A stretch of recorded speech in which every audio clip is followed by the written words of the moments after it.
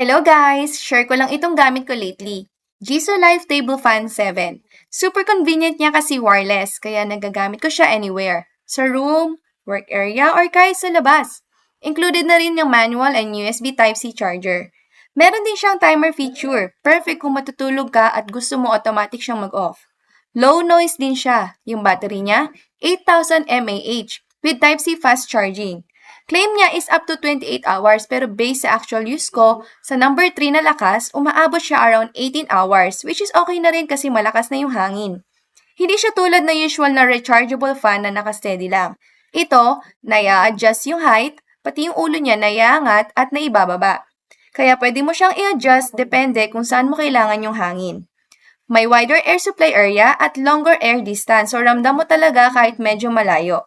Removable and washable din yung fan cover, kaya madaling linisin at i-maintain. Overall, sulit siya kung gusto mo ng portable, malakas at flexible na fan, lalo na sa sobrang init ngayon. Makikita sa comment section ng link. Thanks guys! Bye!